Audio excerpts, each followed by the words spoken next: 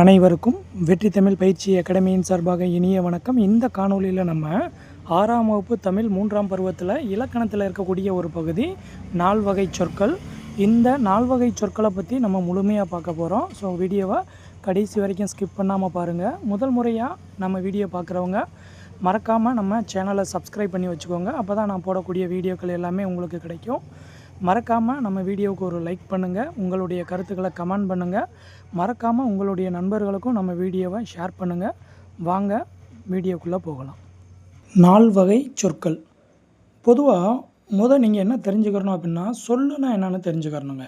சொல்லுனா இப்போ நமக்கு சிம்பிளாக சொல்லியிருக்காங்க, தமிழில் சில எழுத்துக்கள் தனித்து நின்றாலும் பொருள் தரும். சரிங்களா? சில எழுத்துக்கள், அதாவது ஒன்றுக்கு மேற்பட்ட எழுத்துக்கள் சேர்ந்தும் பொருள் தரும்.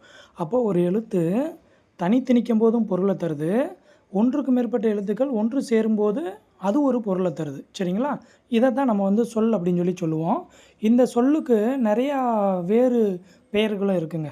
அதாவது மொழி, பதம், கிளவி இதெல்லாமே எதை தான் குறிக்கும் அப்படின்னா சொல் அப்படின்றத தான் குறிக்கும். இதை நீங்கள் நல்லா தெரிஞ்சு வச்சுக்கிறணும். இப்போ பாருங்கள், அப்போ ஒரு எழுத்து மட்டும் தனித்து நின்று பொருள் தருதுன்னு சொன்னாங்க. பாருங்களேன், இ, பூ, மை. சரிங்களா? பூனா தலையில் வைக்கக்கூடிய பூவை நம்ம வச்சுக்கலாம். மை அப்படின்றது நமக்கு தெரியும். சரிங்களா? அதே மாதிரி ஒன்றுக்கு மேற்பட்ட எழுத்துக்கள்னால் பாருங்கள், கல் இருக்குது, கடல் இருக்குது, தங்கம் இருக்குது. ஸோ கல்லுனால் நமக்கு என்னன்னு தெரியும், கடல்னால் நமக்கு தெரியும், தங்கம்னா தெரியும். ஸோ இது எல்லாத்தையுமே பொதுவாக நம்ம என்ன சொல்லுவோம் அப்படின்னா சொல் அப்படின்னு சொல்கிறோம். இப்போ இலக்கணத்தின் அடிப்படையில் ரொம்ப முக்கியமானது. சரிங்களா? இப்போ தான் நம்ம உள்ளே வரப்போகிறோம். ஸோ டாப்பிக்கு உள்ளே வர்றோம். இலக்கணத்தின் அடிப்படையில் சொல் எத்தனை வகைப்படும் அப்படின்னா 4 வகைப்படும்.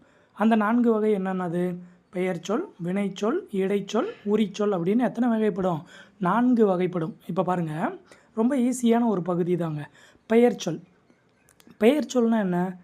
ஒன்றன் பெயரை குறிக்கும் சொல்லு தான் பெயர்ச்சொல். ஒரு பெயர் இருக்கும், அந்த பெயரை குறிக்கக்கூடிய சொல்லு தான் பெயர்ச்சொல் அப்படின்னு சொல்கிறோம். பாருங்களேன், ஸோ அது பெயராக தான் இருக்கணும்னு கிடையாது. சரிங்களா? பாருங்கள், பாரதின்னு சொல்லலாம், பள்ளி, காலை, கண், நன்மை, ஓடுதல். இந்த நன்மை, ஓடுதல்லாம் நீங்கள் பார்த்து வச்சுக்கணும். சரிங்களா?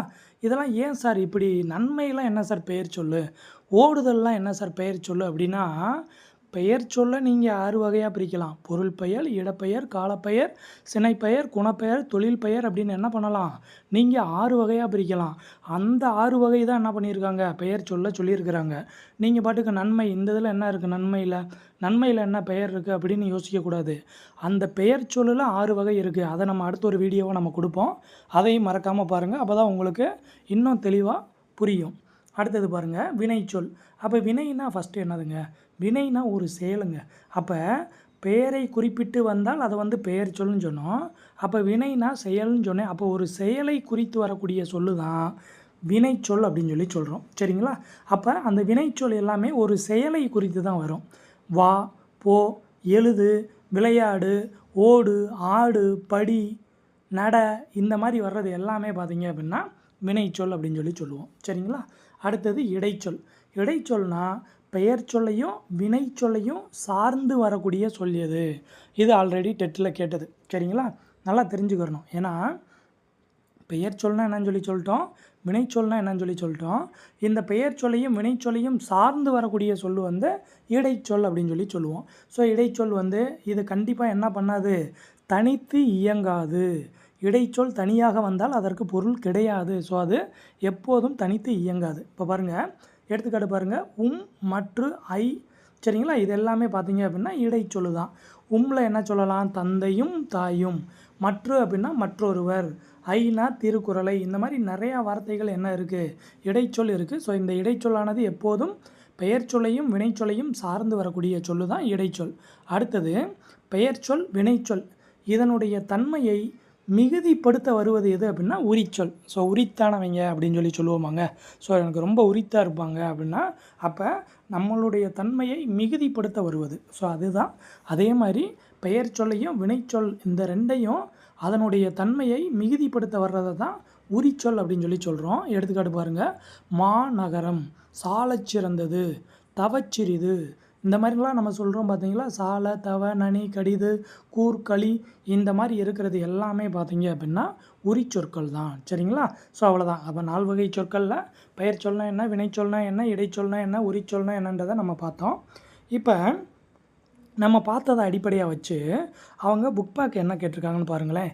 சொல் வகையை அறிந்து பொருந்தாத சொல்லை வட்டமிடுக. சரிங்களா? அப்போ பொருந்தாத சொல் அப்படின்றது எதுன்னு பார்த்து வட்டமிடுங்க. அதாவது ஃபஸ்ட்டு இதில் ஆப்ஷன் ஏ படித்தால் அப்படின்றது தான் பொருந்தாதது. மீதி பாருங்கள் ஐ, மற்று, கு இதெல்லாமே பார்த்தீங்கன்னா இடைச்சொல். சரிங்களா? அடுத்தது பாருங்கள், ரெண்டாவதுல வந்து மதுரை, கால், சித்திரை, ஓடினான் அப்படின்றது ஓடினான். சரிங்களா? இது வந்து ஒரு வினை. அப்போ வினைச்சொல். மற்றதெல்லாம் பார்த்தீங்க அப்படின்னா பெயர் சொல். இது வந்து வினைச்சொல். சரிங்களா? அடுத்ததுங்க, சென்றால், வந்த, சித்திரை, நடந்து. அப்போ இதில் எது அப்படின்னா சித்திரை அப்படின்றது தான் மாறுபட்ட ஒன்று. ஏன்னா மற்றது எல்லாமே வினைச்சொல். அதாவது சென்றால், வந்த, நடந்து இது எல்லாமே வினை, ஒரு செயலை குறிக்குது. சரிங்களா? அடுத்ததில் வந்து எது தவறாக இடம்பெற்றிருக்கு அப்படின்னு பார்த்தீங்கன்னா மாவண்ணான்னு இருக்குல்லங்க, அந்த மாநகர், அந்த மாநகர் அப்படின்னு சொல்லி சொன்னோமா அது வந்து உரிச்சொல். ஆனால் ரிமைனிங் இருக்கக்கூடிய ஐ, மற்று இதெல்லாம் பார்த்தீங்கன்னா இடைச்சொல். அப்போ இங்கே மாறுபட்ட ஒன்று எது அப்படின்னா மாவண்ணா அப்படின்றது தான் மாறுபட்ட ஒன்று. சரிங்களா? ஸோ இந்த மாதிரி ஒரு வினாக்கள் கொடுக்கும்போது உங்களுக்கு கான்செப்ட் தெரியலை அப்படின்னா எதுக்கு அந்த வினா கொடுத்துருக்காங்கன்னே நீங்கள் உங்களுக்கு புரிதலே இல்லாமல் போயிடும். சரிங்களா? ஸோ ரொம்ப முக்கியமான பகுதி.